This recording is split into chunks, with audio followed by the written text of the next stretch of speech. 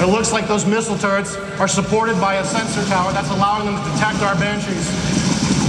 The Banshee is dangerous against ground targets. That's just too much anti-aircraft firepower, and once again, we are forced to retreat.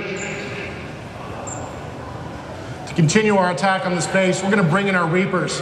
This is a unit you may remember from our original announcement demo.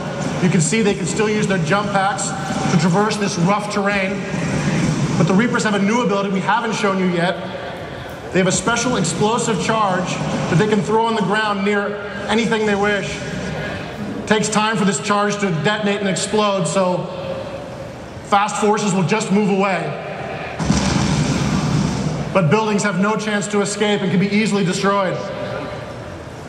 The Reaper's still very effective at raiding the enemy's economy. We're going to get amongst these SCVs and start shooting them up. It looks like the Terran commander there is transforming his command center into a planetary fortress. This is a powerful base defense that the Reapers just don't have the firepower to deal with, and we're forced to retreat. Now, like many Terran players, we have bases scattered all over the map.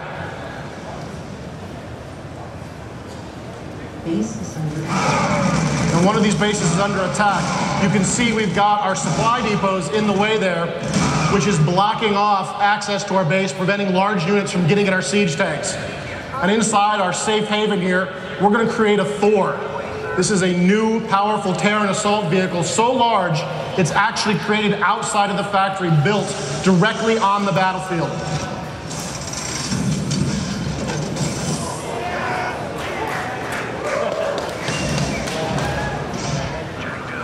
Now, it may appear that we're trapped inside our base, that our Thor won't be able to leave, but in Starcraft 2, we can lower our supply depots into the ground,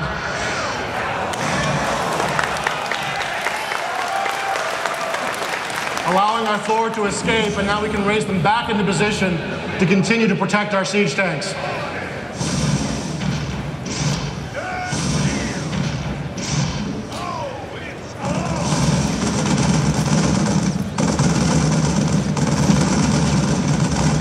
You may have noticed the Thor has some cannons on his shoulders there, and this is something he can use to deal with very powerful enemy targets.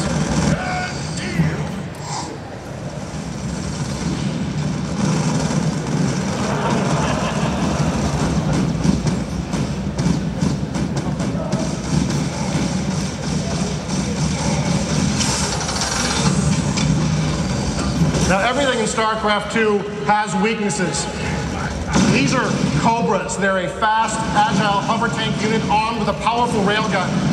They can fire this railgun on the move. And you can see that Thor is turning, trying to engage them. That's actually as fast as the Thor can turn. Very skilled players will use this weakness against the Thor and attack him from his flanks and from behind.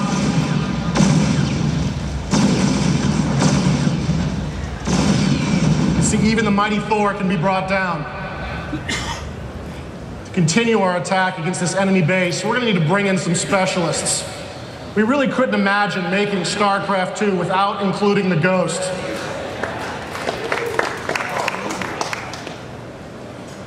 Now, the Ghost in Starcraft 2 is a lot more powerful than he was in the original Starcraft. In addition to his personal cloaking field, the Ghost can use his sniper rifle to deal lethal amounts of damage to enemy biological targets.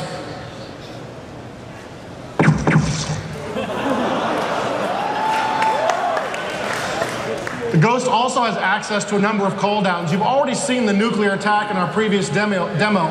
Now we're going to show you the drop pods. This allows the Ghost to summon squads of infantry anywhere on the battlefield.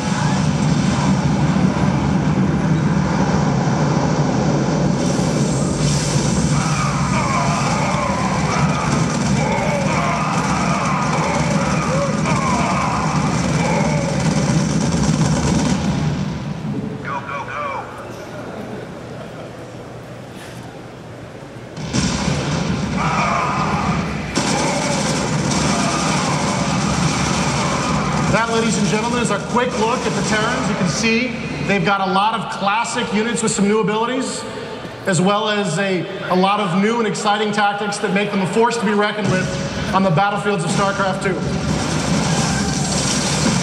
Now we're going to bring up Rob Pardo, and he's going to show us some examples and what we're doing with our solo campaign.